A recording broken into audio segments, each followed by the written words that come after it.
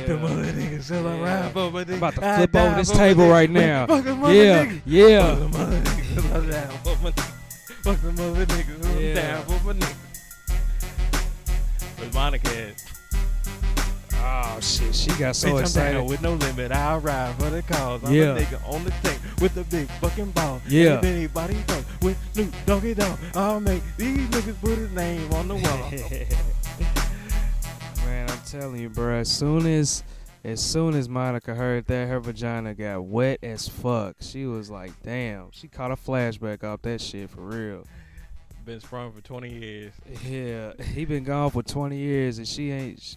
If he gets out right now, she's marrying him ASAP. She's got the preacher on call. Yeah, got her dress ready and everything. She probably look at it every day. Yeah, Like, one day. Yeah, one day it's gonna happen. Like what? But anyway, what's up, everybody? What's going on? This is the Two Different Styles show, and I'm your host with the most. I go by the name Ghost, and I got my co-host with me. I'm averaging 20 and 10. What else you want me to do? That's what I'm start calling you. I'm averaging 20 and 10. What else you want me to do? Yeah, you got to show me more on the court, cat. Yeah. But anyway, getting into it.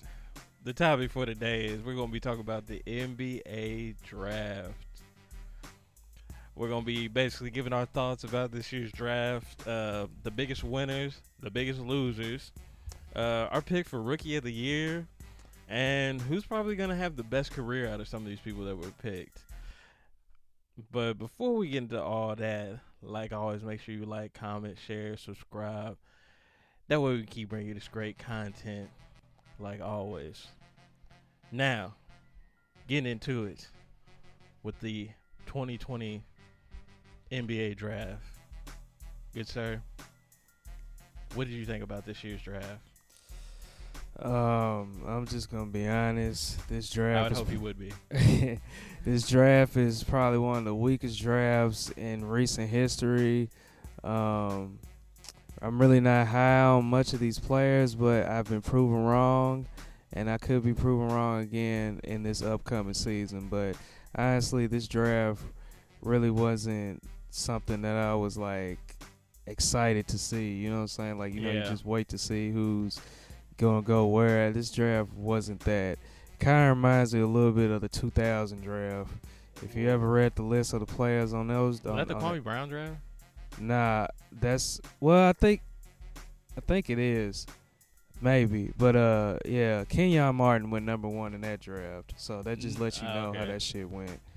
And he's not trash at all, but I mean he's definitely not a number 1 pick either. No, not at all. Yeah, I mean I really wasn't feeling this draft. I mean, after really there was only two picks I even really knew about, and that was it.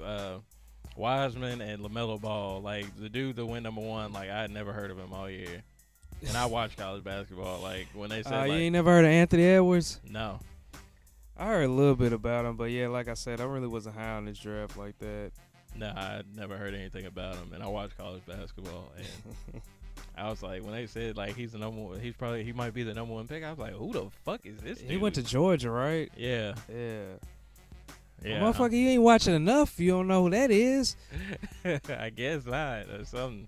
I don't know, but yeah, like you, I wasn't high on this draft. Thought like after the first 3 picks, like it pretty much the talent level dropped off tremendously. But oh well, I mean, all the drafts can't be great, I guess. Yeah. But in your with this draft, who you think was the biggest winner? And I think we both agreed on this one. The biggest winner to me has got to be the Golden State Warriors.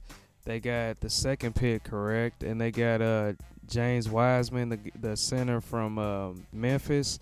And with that pick, that sets them up for the future because Curry and all those guys, they're in their early 30s. You know, they're starting to really they're gonna end up declining in a few years. So you know, that's a great pick for them. You know, that's a future franchise player right there, future 20 and 10 player. So I think With defense. he's gonna fit in very well with them. Yeah. My biggest winner, I thought the Hornets were the biggest winner. You know, LaMelo Ball. I like them picking him. And then I like their little second round pick. They picked up Vernon Carey. And then I think they got like a guard or something from somewhere. Another guard from somewhere. I can't remember who it was. But I thought they did pretty good. You know, LaMelo, I think he has a pretty high ceiling on his career. Yeah, LaMelo, I really like his game because he's very aggressive. You know, I don't think he's gonna really shoot a high percentage from the field in this rookie season, but he's always gonna be coming at his opponents. He's not gonna be like Lonzo where he's just, 1 minute he'll have 15 or 16, or the next game he have 3 or some shit like that. He's gonna be Paul George. I say on that team he's gonna be a 16 to 18 point scorer.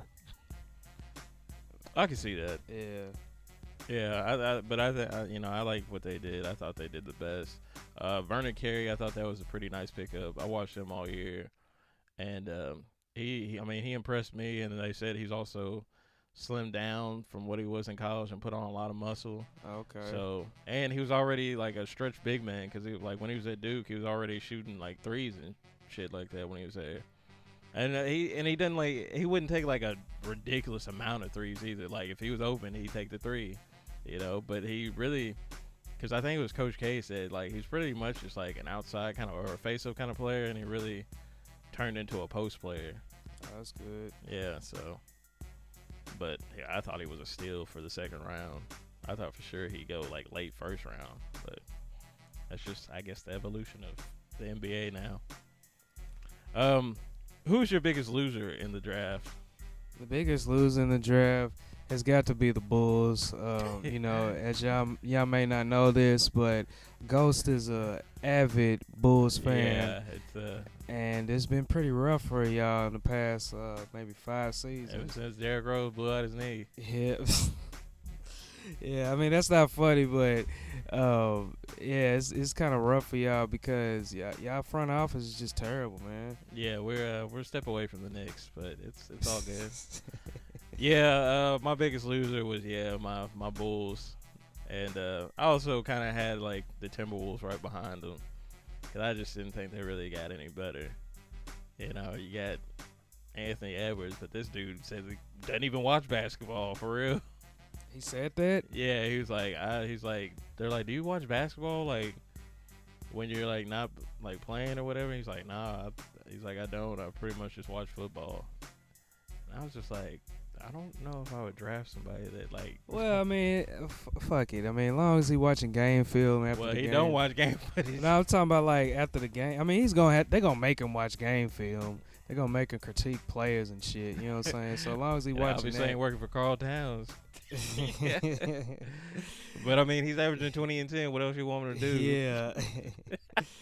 But go around of applause for averaging 22 and not doing nothing else.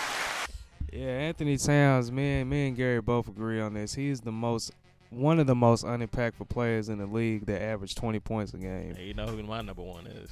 Huh? You know who my number one is? Oh yeah, we both got the same number one. That's Devin Booker. But anyway, you're not really high on Anthony Edwards like that? No, I mean, I just think they already have so many wing players. You just drafted that I think the dude from Texas Tech just the year before. And they got Russell. Who? D'Angelo Russell. Oh yeah. Yeah, and I mean, I don't know. I think they almost should have just traded it and see what they could have got from it. I mean, granted, they did pick up Ricky Rubio, which I'm sure he didn't really want to go back to Minnesota. Because he did all that to get out of there. Now he right back in there. Ain't that some shit? Yeah. But, yeah, I mean, I wasn't too impressed by the Timberwolves, what they did. I mean, yeah, it's cool. They got Anthony Edwards. We'll see what happens with him. But, yeah, definitely I'm more upset with the Bulls because they picked up Patrick Williams from Florida State, and Granted, he's good, but he ain't no he ain't no lottery pick. Let's just say Yeah. that. But maybe I'll be proven wrong. But I highly doubt it with him. But oh well, we'll see. I'll keep my keep my hopes up, keep my dreams alive. Yeah. But oh well. Um, but moving forward, who do you have being your rookie of the year this year out of these draft picks? I'm gonna go with old dude that is in with the Knicks. What's his name? Obi Toppin? Yeah, Obi Toppin. Yeah, I'm gonna go with him for rookie of the year. You know, the Knicks ain't got shit, so he ain't got no choice but to really shine over there. So I got him winning That's his rookie of the hometown. year. Huh? That's his hometown. Oh, really? Oh, okay. Well, that gives him more motivation to really go Yeah. out there and show out. So I'm gonna go with He him. was crying in his interview. Huh? He was crying in his interview. Oh, that don't mean He shit. pulled a Stephon Marbury. He said, 10 long years, son. 20 years. 20. I'm here now. I'm here now. Never gets old with that. Yeah, but I had to watch that on draft night when I saw them. Because they like, a bunch of them kept just crying like the whole time. yeah. I'm like, okay. I mean, granted, I get it. Like, you're happy to be in the league, but I don't think I'd be crying. I'd be trying to find some hoe or something. Just joking out there. Somewhat. Yeah, I remember Jalen Rose was talking about the etiquette players need to have when they're shaking the hand of the GM and shit. He was like, when you get hired for the job, you don't hug your boss. So you don't be all emotional with your boss. Just shake his hand and go on about your business. Yeah. But, yeah, I mean, Stephon Marbury by far takes it when it comes to after getting drafted. 20 long years, so yeah, but we're finally here. I'm gonna go with Obi Toppin, man, because like I said, he's a big man. You know, he can back a nigga down and muscle a nigga. He can also step out and shoot the jumper. And like I said, the Knicks don't have anything, so he's gonna get buckets, man. It's gonna be that was a great pickup for them. Yeah. My pick, it was kind of hard. Like I was between LaMelo Ball and Wiseman, but I think I'm gonna go with LaMelo Ball, just because one, he's gonna have the ball in his hand, a lot more, and I think he's just a really good creator off the dribble. Because I think Andrew Bogut was saying something when he played against him in like Australia, how he's basically a wizard with the ball. Yeah. And I'm sure he's probably been working on his shooting. It's just it's gonna be really interesting though to see if LeVar Ball comes out of hiding and starts talking. Yeah. Because he's been pretty quiet. Well, he said something recently. I'll say that off camera what he said. What is? Get your Oh opinion on that. yeah, I know what you're talking about. You already know what I'm talking about. Yeah, because I think you sent me that what he said. Yeah. But we gotta give a shout out to LeVar Ball. He has 2 of his 3 sons in the NBA right now. I think the other one's in the G League. yeah. So, yeah, you gotta give him a shout out, man. He really trained those boys up. Hey, it would have me weak though. So the memes are like, Michael Jordan needs to play LeVar Ball one-on-ones for LaMelo's playing time. LeVar Ball is trash, bro. I just seen highlights of him recently. This motherfucker tried to go off the glass in like a little rec league game, and then he ended up like fumbling the ball and shit going out of bounds. That dude was terrible. Oh, brother, this guy stinks! Pretty much. But hey, if he thinks he's good, he's I guess good. I guess I don't know. Everybody's entitled to their own opinion, but yeah, If you know what you're talking LeVar about. Ball's trash. On the court. Yeah, on the court. Yeah. Off the court, yeah, I fuck with you, but on the court, you pretty terrible, dog. Yeah. Who do you think out of like the rookies or out of the draft picks, whatever you want to call them, will have like the best career, end up having the best career? I'm gonna go with Wiseman because he's playing with guys that are already won rings. They got a lot of experience, a lot of playoff experience and stuff. They can really, give him a lot of game and really help him to be a better player. Like he playing with the Splash Brothers, they can help him be a better shooter. You playing with Draymond, he can help you be a better defender. You know, it's just and well, Steve Nash ain't there no more, but you know, you just got uh, so many different older players on there that can really guide you to be great. So I'm gonna say with James Wiseman. Yeah, I agree with you on that. I picked Wiseman because of who he's playing with. You know, the culture of the team he's going to. So many people he can learn from. Definitely great that he's going to a good coach with Steve Kerr that knows what the hell he's doing. Yeah. Even though last year he kind of waved the white flag after Steph Curry got hurt. Oh yeah, they all did definitely. Yeah, hopefully. I hope Draymond can redeem himself. Yeah. But He's definitely going to redeem himself. He has no choice, especially now with Clay coming out. He's going to definitely have to start hitting his shots more. yeah, because this man ain't hit a shot since 2016. Yeah, if he can get back, I say if he gets to like 35%, 34%, somewhere around that range, that's great for them. What, like shooting three? Yeah, shooting threes. Oh, field goal percentage, hell no. But I've been shooting threes, yeah. I was about to say, I was like, shooting field goal? I was like, Nah, 3-point shots. If he can get to like 34, 35%, that's great. That's good for him. they'll be like Dwight Howard, be like, oh, well, I'm gonna be playoff Dwight every night. Which was basically what? So you're just gonna do the same thing you do anyway and just complain more? Exactly. Well, speaking of, I'm about to go in on Dwight. Like, you have worked with Patrick Ewing, Kevin McHale, Kareem Abdul-Jabbar, Hakeem Olajuwon. You know, pretty much a list of, like, pretty much the only center he ain't worked with was, like, Shaq and Will Chamberlain. Yeah. And you pretty much were just an average player after, like, so many years. After you lost your athleticism. And it's like, dude, like, how can you work with those players and not get any better? Yeah, well, you know, Dwight's just a big goofy motherfucker. He don't really take the game seriously like that anyway, so Yeah, but I'm not really surprised that he didn't get any better. But anyway, but yeah, I see Wiseman, you know, being the breakout star. Hopefully, you know, barring injury, and maybe right behind him, you know, LaMelo Ball, if he has the right coaching. It's definitely probably. I don't know if it's gonna help being with Michael Jordan. Oh, it's definitely gonna help because you know his Jordan's gonna get in his ass. He gonna get that Malik Monk treatment if he's out there doing that dumb shit. I don't know who's the coach for the Hornets. Shit, I don't even know. Well, they definitely made some good moves. Well, one good move, I guess, but this offseason getting like Hayward. Yeah, that was a great pickup. You know, even that's though somebody. they gave him that big ass contract. Yeah. That was probably not the smartest move, but you got him making $30 million, Nick Batum making $27 million, and then I think these niggas are average players. And then Cody Zeller, I think he was making like $20 million. Yeah, Batum and Zeller, they're average players getting paid like superstar. Well, not superstar, but stars. That's crazy. Yeah, it is crazy. Just shows you how much the NBA has gotten watered down.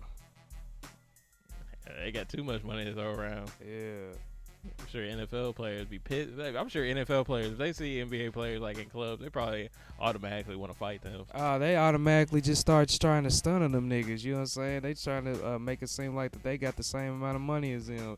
You know, NFL players, they really be flossing, trying to show off and shit in the club. That's why all of them pretty much go broke. Yeah. Andre Rison. No diss. But yeah, it's just, I don't know. It's a lot of money to throw around in the NBA. Yeah. But that's a great pickup by the Hornets. I think they'll definitely make a really good playoff push next year. And they're in the East, too, so they might make it, honestly. Yeah, because pretty much, like, it's the teams you already know they're going to make the playoffs. Milwaukee. Yeah. Boston. Miami. And after that, it's pretty much wide open. I mean, for real. Like, those last couple of spots, like, what? How many teams I just named there? Like 4? You said Miami, Milwaukee, Boston. Boston, that's 3. Who else? I can't think of nobody else for real. Damn, I really can't either. Hell, I mean, I would say the Sixers, but Nah, yeah, Sixers. Come on, man, they making the playoffs. Sixers, yeah, we forgot about them Sixers. They oh making yeah, the well playoffs. Toronto too. Toronto, yeah. So yeah, that's 5 spots right there. Well, then last three, that's a free for all right there. You can pretty much flip a coin and not know. Yeah, but LaMelo, to me, he seems like he has his dad's personality the most out of all of his sons. Yeah. You know, like he just be out there just talking shit and just really clowning out there. But I think he's going to be a really good player for many years to come because, like I said, he has that aggressiveness and he just seems like he just wants to keep getting better. Like he's not like he don't seem like somebody that's just going to remain stagnant, and Jordan's not going to let him remain stagnant. You know? Yeah.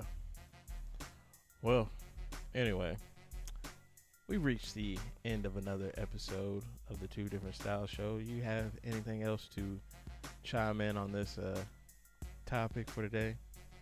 Nah, other than I'm just really looking forward to this season. Yeah.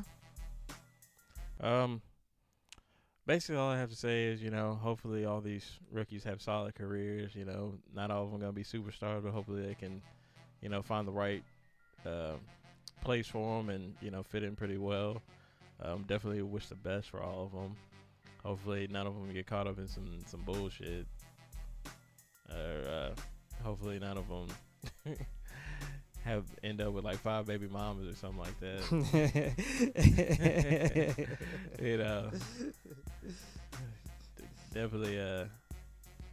Definitely try to avoid that. But anyway, that wraps up another episode of the Two Different Styles. Like I said at the beginning of it, make sure you like, comment, share, subscribe, and also share this channel. That way we can keep bringing this great content. And like always, we out of here. What niggas? Them niggas. Yeah, dog, you with it. We getting nutty in this motherfucker.